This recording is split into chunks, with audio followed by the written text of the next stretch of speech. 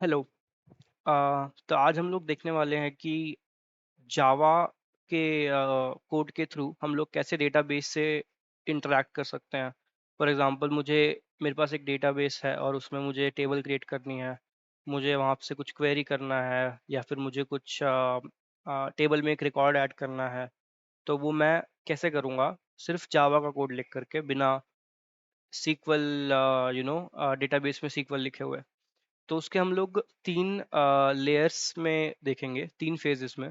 सबसे पहले हम लोग स्टार्ट करेंगे, इसमें हम लोग सिर्फ JDBC एपीआई का यूज़ करेंगे। ठीक है, इसमें हमें रॉ सीक्वल लिखनी होगी। और ये बहुत ही लो लेवल का है, तो इसमें बहुत कंट्रोल मिलेगा, बट हमें बहुत सारा बॉलर प्लेट कोड लिखना पड़ेगा। So let's see. तो हमारे यहाँ पर एम है to write Java code to interact with database, where interaction means creating table, making any query, etc. जिसमें हम लोग यूज़ करेंगे JDBC टेम्पलेट का। इसके हम लोग स्टेप्स देखते हैं। हम लोग यहाँ पे 2 स्टेप्स में रहेगा हमारा कि हमें हर क्वेरी के लिए, जो भी हम लोगों को डेटाबेस में क्वेरी रन करनी है, उसके लिए हमें एक मेथड बनाना पड़ेगा JDBC एपीआई को यूज़ करते हुए। और दूसरी चीज़ तो करनी होगी कि हम जो भी टेबल बना रहे हैं डेटाबेस में, हमें उसके लिए एक मैपिंग लिखनी पड़ेगी, जिसके लिए हम लोग रो मैपर क्लास का यूज़ करेंगे। तो कोड में देखते हैं। कोड में सबसे पहले मैं एक अपनी पोजो क्लास बना लूँगा यूज़र की। सिंपल यूज़र, जो हमारा जो टेबल है वो उसकी क्लास है, बेसिकली इक्विवेलेंट जावा में। इसमें हमारी 3 पैरामीटर्स हैं, आईडी, नेम और ईमेल। और इसके गेटर्स और सेटर्स हैं, सिंपल ऑब्जेक्ट क्लास। उसके बाद में जहाँ पे मुझे मेन कोड लिखना है इंटरेक्शन का, वो हम लोग यूज़र रिपोजिटरी क्लास में लिखेंगे। यूज़र रिपोजिटरी के ऊपर हम लोग ऐट रिपोजिटरी एनोटेशन यूज़ करते हैं। इसका सिर्फ एक ही पर्पस है कि ये हमारा इस क्लास का बीन बना देगा, और हमें हमें इसे इनिशियलाइज नहीं करना पड़ेगा जब हम लोग मेन मेथड में यूज़ करेंगे। बाकी आगे दिखेगा कि क्या इसका मतलब इनिशियलाइज ना करने का। As I said, JDBC template एक इनबिल्ट लाइब्रेरी है स्प्रिंग के अंदर, इसका हम लोग यूज़ करेंगे। उसके बाद हम लोग आ जाते हैं। फर्स्ट हमारा जो हमें क्वेरी जो रन करनी है वो है, हमें क्रिएट करना है टेबल, जो कि जैसे ही हम रन करें हमारा प्रोग्राम, ऑटोमेटिकली वो स्टार्ट हो जाए। तो पहले तो हम लोग सिर्फ स्ट्रिंग में हमें वो क्रिएट टेबल, जैसा हम लोग डेटाबेस में रन करते वैसा हमें एक सीक्वल लिख लेना है एज इट इज़। इसमें कुछ भी, नथिंग क्रिएटिव हेयर। उसके बाद हमें JDBC template dot execute execute जो मेथड है JDBC टेम्पलेट में, उसका यूज़ करेंगे और सीक्वल दे देंगे। तो बहुत ही बेसिक। अब मैं चाहूँ तो इसमें कोई सा भी सीक्वल लिख करके JDBC टेम्पलेट डॉट एग्जीक्यूट में इसके साथ रन कर सकता हूँ। ठीक है। और क्योंकि मैंने यहाँ पे एट रेपोजिटरी लिखा हुआ है, तो अब आगे दिखेगा हम लोग इसको कैसे रन करते हैं। पर अगर मैं सिर्फ इसका देखूँ, तो हम लोग टेस्टिंग के लिए मैंने कमांड लाइन रनर का यूज़ करके एक स्टार्ट मेथड बना लिया है, जिसमें मैं यूज़र रिपोजिटरी को यूज़ कर रहा हूँ। और क्योंकि मैंने यहाँ पे ऐड रिपोजिटरी लिखा है, तो ऑटोमेटिकली ये इसका एक इंस्टेंस बना के इस मेथड को दे देगा। मुझे सिर्फ यूज़ करना है यूज़र रिपोजिटरी को, और फिर मैं यहाँ पे simply dot create table call कर दूंगा और मेरी टेबल क्रिएट हो जाएगी। तो इस तरीके से हम लोग JDBC टेम्पलेट का यूज़ करके टेबल हमने क्रिएट कर ली जावा कोड से। दूसरा, मान लीजिए कि हमें उसमें एक यूज़र डालना है। तो हमारा यूज़र ऑब्जेक्ट था ये, जो हमने बनाया था आईडी, नेम और ईमेल के साथ। और हम इसको दे देंगे, और अगेन नॉर्मल सीक्वल लिख देंगे, इंसर्ट इनटू यूजर्स, नेम और आईडी, और ये वैल्यूज़ यहाँ पे आईडी होगा। ओके। एंड देन हम यहाँ पर JDBC टेम्पलेट डॉट एग्जीक्यूट का यूज़ नहीं करेंगे, हम लोग डॉट अपडेट का यूज़ करेंगे। क्यों? क्योंकि हमें यहाँ पे 2 पैरामीटर्स भी देने थे, जो ये यहाँ वाइल्ड कार्ड एंट्रीज हैं, जो कि नेम और ईमेल है। ऐसा जब करना हो तो हम लोग डॉट अपडेट का यूज़ करते हैं। इसमें हम लोग सीक्वल क्वेरी और जो भी हमारे इनपुट्स हैं वो देंगे। इसमें ध्यान रखिएगा कि जितने क्वेश्चन मार्क्स हैं यहाँ पे, उतने ही इनपुट्स होने चाहिए। और इस तरीके से हम लोग एक रिकॉर्ड ऐड कर दिए यूज़र टेबल में। अब उसके बाद हमें करना है क्वेरी। हम ये एग्जांपल है मेरा सेलेक्ट ऑल का। तो यहाँ पे मुझे क्या करना है, मैं चाहता हूँ कि select star from users query run करके जितने भी यूजर्स आए उस टेबल में, जितने भी हैं, उप्स सॉरी, जितने भी यूजर्स आए उस टेबल में, मैं उनको इस लिस्ट ऑफ यूजर मेरे जावा ऑब्जेक्ट में स्टोर कर लूँ। समझने वाली बात ये है कि सेलेक्ट स्टार फ्रॉम यूजर्स अगर मैं वहाँ डेटाबेस में करता तो मुझे एक लिस्ट ऑफ रिकॉर्ड्स आते। मैं चाहता हूँ कि वो मेरे जावा ऑब्जेक्ट लिस्ट ऑफ यूजर्स में आ जाए, वहां पर मैं डॉट क्वेरी का यूज करूंगा। अब डॉट क्वेरी का में क्या है कि मैं सीक्वल देता हूँ और एक रो मैपर क्लास देता हूँ। इसके बारे में अभी हम लोग देखेंगे। तो ये रो मैपर क्या करता है ये, क्योंकि जैसा मैंने कहा कि यहाँ पर तो टेबल आएगी आउटपुट में सेलेक्ट स्टार फ्रॉम यूजर्स, उसे नहीं पता टेबल को कि भाई हमारे पास यहाँ पे एक यूजर ऑब्जेक्ट है हमारे कोड में। तो ये रो मैपर जो है वो काम करेगा मैपिंग का। वो सारे टेबल के कॉलम को यूजर में जो जो ये ऑब्जेक्ट्स हैं इनमें मैप करेगा। तो वो हम इसे दे देंगे और इसमें लिस्ट ऑफ यूजर में मेरा जो आउटपुट है वो आ जाएगा। अब देखते हैं कि यूजर रो मैपर क्या है। यूजर रो मैपर हम इसी यूजर रिपोजिटरी में डिफाइन कर देंगे। ये बेसिकली रो मैपर एक लाइब्रेरी है स्प्रिंग की। इसको हम लोग ओपन करते हैं तो ये एक स्प्रिंग जेडीबीसी का फंक्शनल इंटरफेस है रो मैपर, जिसमें एक मेथड है मैप रो जो कि रिजल्ट सेट लेता है और रो नंबर लेता है। तो क्योंकि एक ही मेथड है हम उसको इम्प्लीमेंट कर देंगे। मैंने इस क्लास को इम्प्लीमेंट किया तो सॉरी ओवरराइड करना पड़ेगा हमें। तो यहाँ पे कुछ भी नहीं करना है, इसे इग्नोर करिए, सीधे हम लोग यहाँ पे आ जाएंगे। और हाँ, हम लोग जो इसका जो ये टी है ये हम अपना यूजर बना देंगे।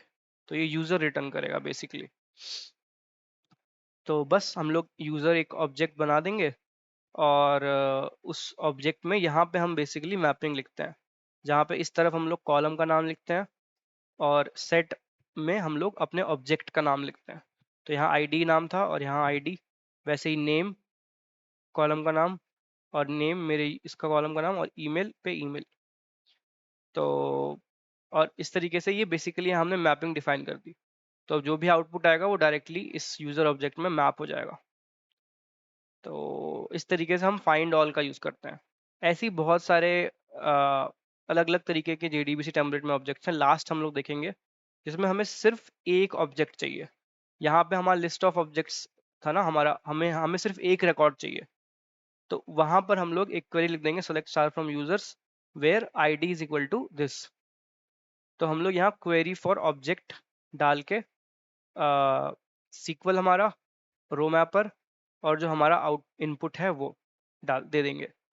तो हमें मिल जाएगा यूजर ऑब्जेक्ट।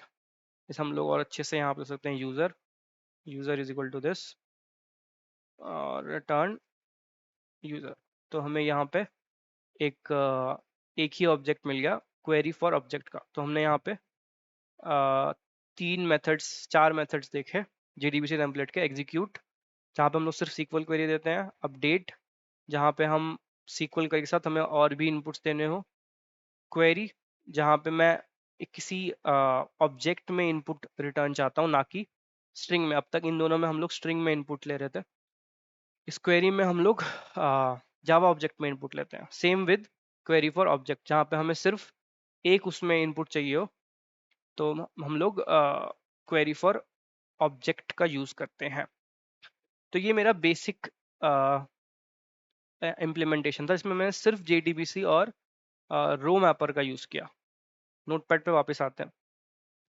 जेडीबीसी और रो मैपर सिर्फ दो चीजें यूज की। इसमें प्रॉब्लम क्या थी?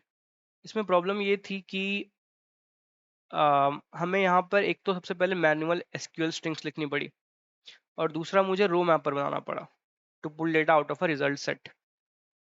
अब इसमें प्रॉब्लम ये है कि मेरे 50 टेबल्स अगर हैं तो मुझे 50 बार रो मैपर लिखना पड़ेगा, जो कि बहुत बहुत ही ज़्यादा वर्डी हो जाएगा हमारा कोड। इसको हेल्प करने के लिए हम ORM का यूज़ करेंगे। ORM होता है ऑब्जेक्ट रिलेशन मैपिंग। तो उसका बेसिकली एक एट एंटिटी एनोटेशन है, उसका हम लोग यूज़ करेंगे। तो देखते हैं कि वो कैसे वर्क करता है।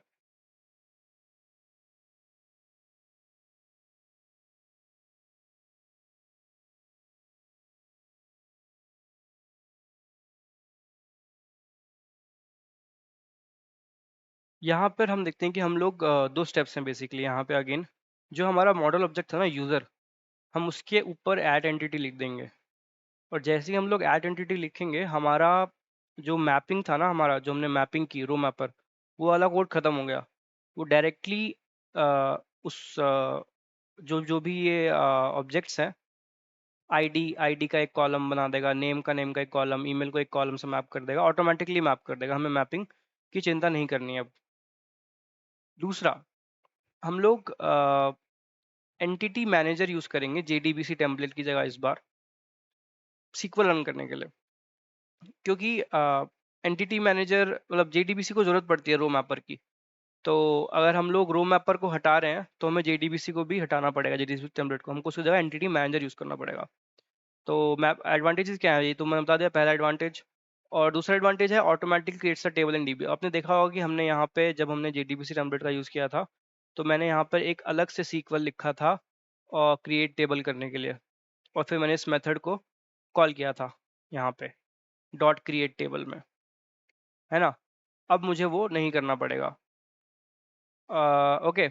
अच्छा, दूसरा क्या है, कि एंटिटी मैनेजर के साथ एक उसकी खुद के मेथड्स आते हैं, जिसे हम लोग हाइबरनेट क्वेरी लैंग्वेज बोलते हैं, जिसमें हमें एसक्यूएल नहीं लिखना पड़ेगा। जैसे कि हमें यहाँ पे सारे स्ट्रिंग स्ट्रिंग करके मुझे इंसर्ट इनटू क्रिएट टेबल ऐसे करके एसक्यूएल लिखने पड़े थे, वो नहीं लिखने पड़ेंगे। मैं इसका एक थोड़ा शॉर्टर वर्जन ऑफ एसक्यूएल यहाँ पे यूज कर सकता हूँ। तो मेरे ये फायदे हैं, देखते हैं कोड में कैसे होगा।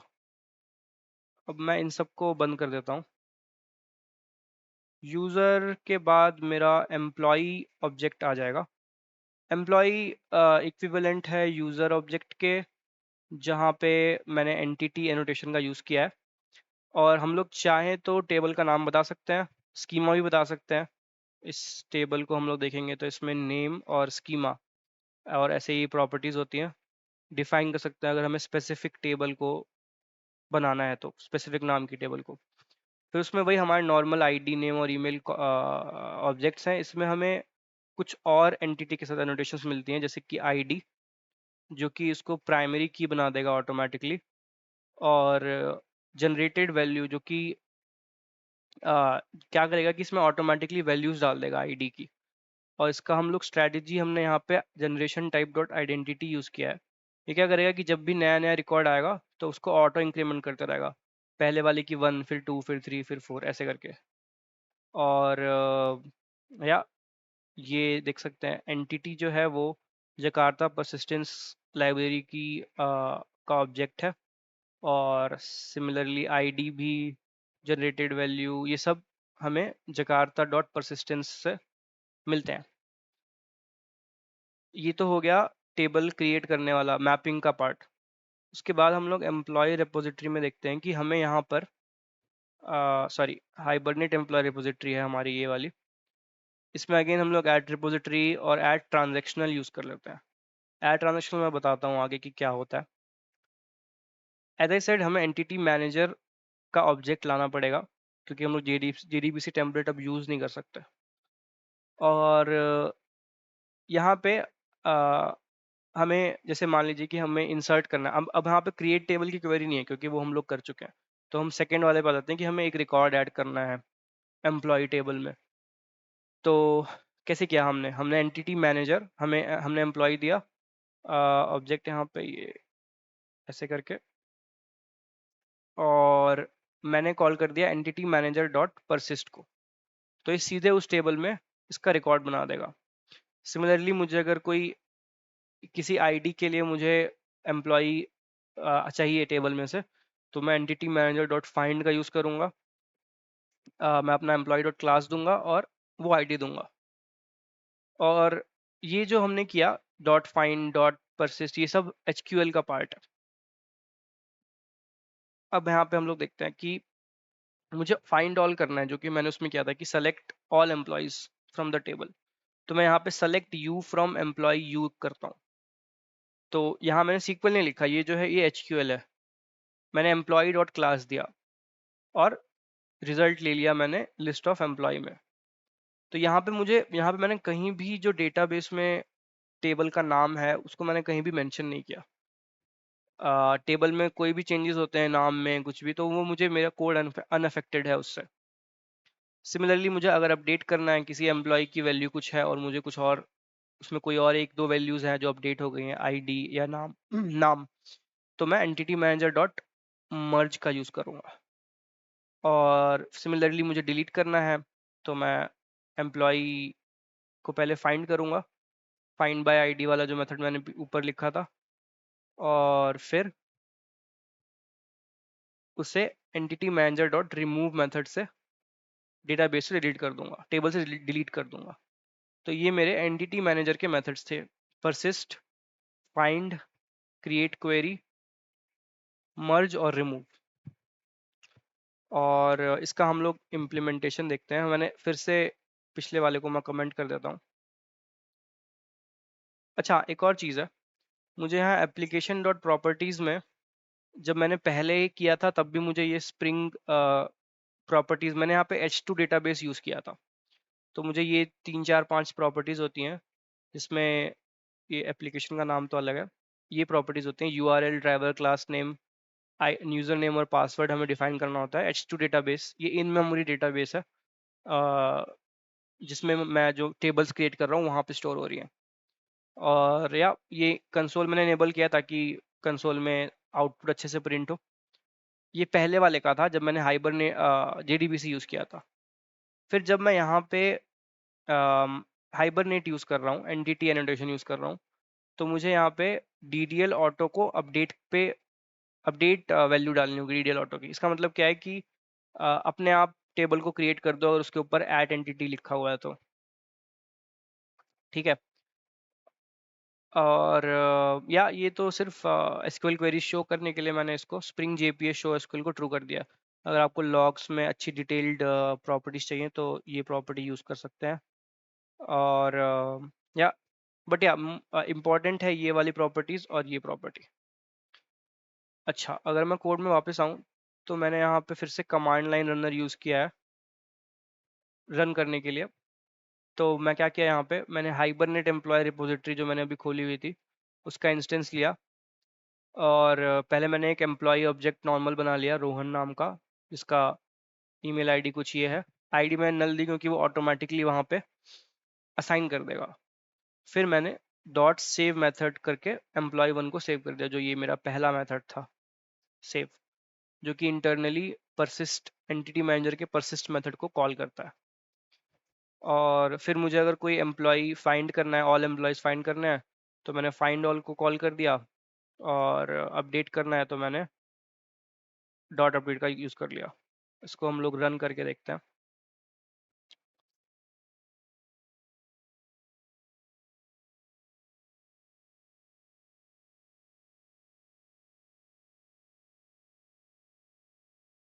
ओके, तो यहाँ हम लोग देखते हैं कि देखिए, ये हाइबरनेट ने अपने आप एम्प्लॉयज़ टेबल क्रिएट कर दी आईडी, ईमेल, नेम प्राइमरी की से। और ये जो था ना मेरा सेविंग यूजर्स वाया हाइबरनेट, ये प्रिंट हुआ है। और उसके बाद जो मैंने एम्प्लॉय को सेव किया है टेबल में, क्योंकि मैंने ये ट्रू कर रखा है शो सीक्वल को, तो ये डिटेल में दिखा रहा है कि कैसे इसने इंसर्ट क्वेरी यूज़ की टेबल में मेरा जो एम्प्लॉय है उसको डालने के लिए। और फिर मैंने सारे जो एम्प्लॉयज़ फेच किए थे वो देखिए ये आ गए, जो मैंने एक ही ऐड किया था राइट, रोहन, वो आ गया। और इसमें देखिए आईडी इसने 1 ऑटोमेटिकली असाइन कर दी, क्योंकि मैंने यहाँ पर ऐड जनरेटेड वैल्यू एनोटेशन का यूज़ किया था। और आइडेंटिटी मैंने वैल्यू डाली थी, तो उसमें जो पहला इसने डाला है तो उसका 1 आ गया। सिमिलरली जब अपडेट करने का था तो उसने अपडेट भी कर दिया, update employees set email name where ID is equal to this, जो कि मैंने यहाँ पे कॉल किया था। रोहन कुमार उसका मैंने नाम डाल दिया था राइट, और रेपो डॉट अपडेट को कॉल कर दिया था।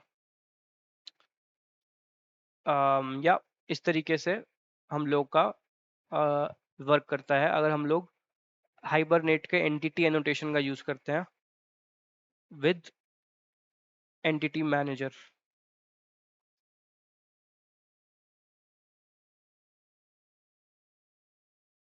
अब इसमें हमारे डिसएडवांटेजेस क्या क्या है? हमें अभी भी जो जितने भी हमें यूजुअल मेथड्स थे, जैसे कि अगर मुझे कोई रिकॉर्ड ऐड करना है, सेव करना है टेबल में, मुझे कुछ फाइंड करना है, ये सब बहुत यूजुअल मेथड्स हैं, बहुत रेपिटेटिवली हम लोग यूज़ करते हैं। तो हमें इसे इम्प्लीमेंट करना पड़ा। एंटिटी मैनेजर को बार बार कॉल करके मुझे हर हर चीज़ के लिए मुझे एक मेथड लिखना पड़ा। हम इसे अवॉइड कर सकते हैं अगर हम लोग जेपीए रिपोजिटरी का यूज़ करें तो। जेपीए रिपोजिटरी हमें ये सारे जो यूजुअल मेथड्स हैं कॉमनली यूज्ड, इनका इनबिल्ट मेथड्स देती है, जो कि हमें बिना इम्प्लीमेंट किए हम लोग डायरेक्टली यूज़ कर सकते हैं। देखते हैं कैसे। तो हमारा एम यही है, default ready to use methods को यूज़ करने का। स्टेप्स क्या है? हमें जो हमारी रिपोजिटरी क्लास है ना, हमें उसे एक्सटेंड करना पड़ेगा जेपीए रिपोजिटरी से। दूसरा, सिंपल, जो भी उसके जो मेथड्स हैं जेपीए रिपोजिटरी के अंदर, हमें उन्हें यूज़ करना होगा। और या एडवांटेज तो हमने देख लिया पहला वाला। और दूसरा, मान लीजिए कि हमें कुछ फिर भी थोड़ा कॉम्प्लिकेटेड क्वेरी रन करनी, जैसे कि मुझे एक ईमेल आईडी के करस्पॉन्डिंग यूजर्स फाइंड करना है, तो मैं उसके लिए भी methods, derived query methods use कर सकता हूँ। बिना यहाँ पे मुझे एसक्यूएल लिखने की जरूरत नहीं पड़ेगी। वो देखते हैं हम लोग कैसे वर्क करता है। तो पहले ये सब हम लोग वर्क बंद कर देते हैं जो हमने स्टेप 2 में देखा था। यहाँ पे मैं फिर से एम्प्लॉय का ही ऑब्जेक्ट यूज करूंगा, क्योंकि ये हम लोग एट एंटिटी और हाइबरनेट की लाइब्रेरीज को यूज़ करेंगे। ये हमारा कॉमनली यूज्ड इंडस्ट्री स्टैंडर्ड ऐसे होता है कि जिसमें हम लोग एट एंटिटी यूज़ करते हैं, और ये मैंने एम्प्लॉय रेपोजिटरी बनाया और जेपे रेपोजिटरी को एक्सटेंड करते हैं। ठीक है, हम लोग एम्प्लॉय के लिए ये नया रेपोजिटरी यूज़ करेंगे, ये हाइबरनेट एम्प्लॉय रेपोजिटरी को यूज़ नहीं करेंगे। ऑल राइट, यहाँ पे मुझे जेपे रेपोजिटरी को एक्सटेंड करना था और उसमें एम्प्लॉय दे देना था वैल्यू। ठीक है, टी टी जो है हमने एम्प्लॉय दे दिया यहाँ पे, और आईडी जो है वो मेरी लॉन्ग में है। फाइन। अब यहाँ पे देखिए, यहाँ पे कोई भी मेथड्स नहीं है। ये जो फाइंड ऑल, फाइंड बाय, ये सब मेथड्स ऑलरेडी यहाँ पे डिफाइंड है। देखते हैं, हमें यूज़ करना डायरेक्टली। तो मैं सीधे कोड में जाता हूँ जहाँ हम लोग इसको कॉल करेंगे। इसको मैं कमेंट आउट कर देता हूँ और थर्ड वाले को हम यूज़ करेंगे। ऑल राइट, तो हम लोग फेज 3 में आ चुके हैं।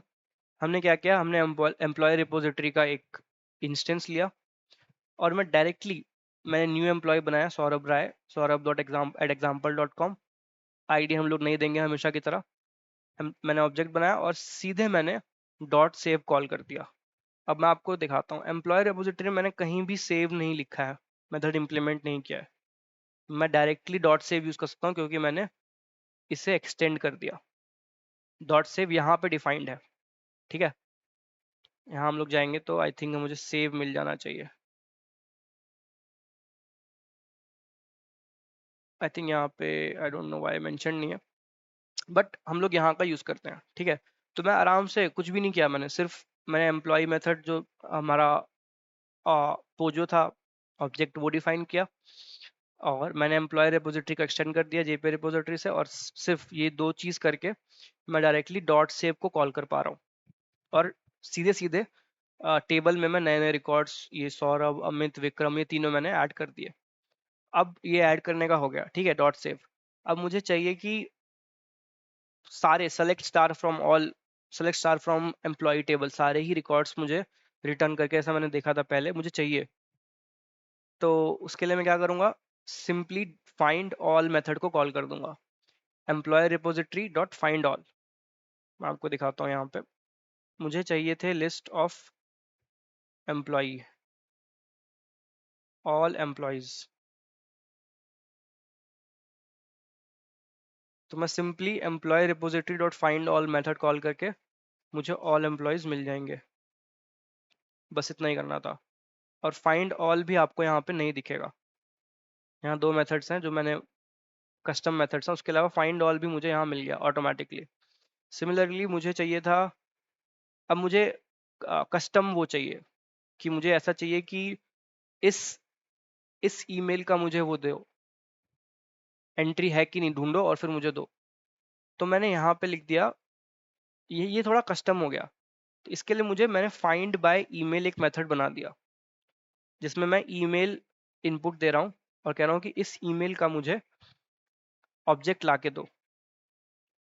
ठीक है, और सिंपली मैं यहाँ पे उसको saurabh@example.com दे दूंगा, और वो मुझे यहाँ पे, मैं इसको लिख के दिखाता हूँ आपको, employee Saurabh employee is equal to this,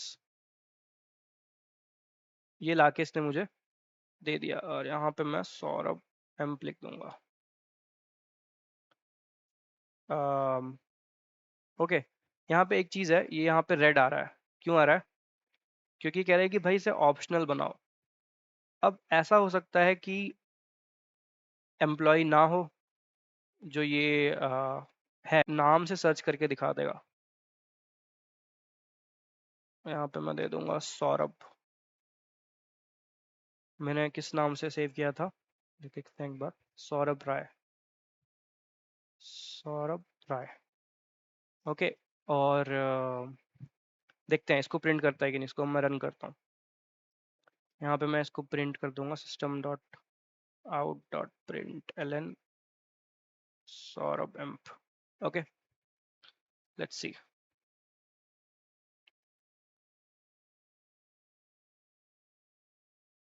ये देखो, मैच आ गया सौरभ राय। यहाँ मुझे सीक्वल नहीं लिखना पड़ा।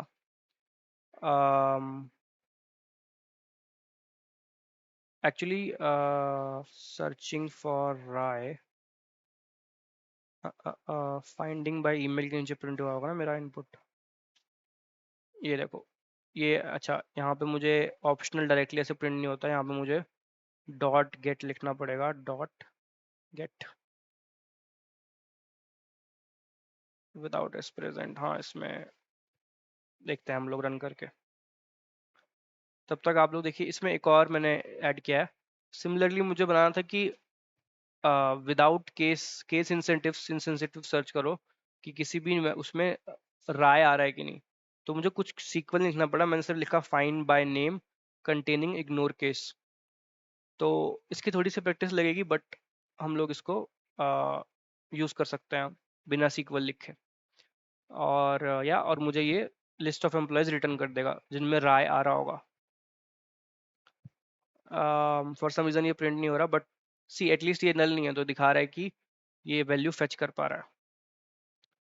तो इस तरीके से हमने कैसे हम लोग इंटरेक्ट कर सकते हैं स्प्रिंग का यूज़ करके डेटाबेस से देखा। और हमने सबसे पहले देखा JDBC का कैसे यूज़ किया हमने, हाइबरनेट क्या होता है, ORM क्या होता है, ऑब्जेक्ट रिलेशन मैपिंग, और JPA और स्प्रिंग डेटा क्या होता है, जो कि हमने अभी लास्ट में देखा।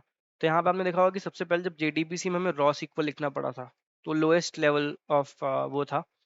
फिर हमने थोड़ा मैपिंग के लिए हमने हाइबरनेट यूज़ किया, और फिर अल्टीमेटली हमने एक्सटेंड JPA रिपोजिटरी का यूज़ किया यहाँ पे, जो कि हाईएस्ट लेवल ऑफ एब्स्ट्रैक्शन दे दिया, जिसमें हमें कोई मेथड भी नहीं डिफाइन करना पड़ा यूजुअल। और अगर थोड़ा कस्टम मेथड्स थे भी, तो हमें सिर्फ फाइंड बाय लिख के काम चल गया। मुझे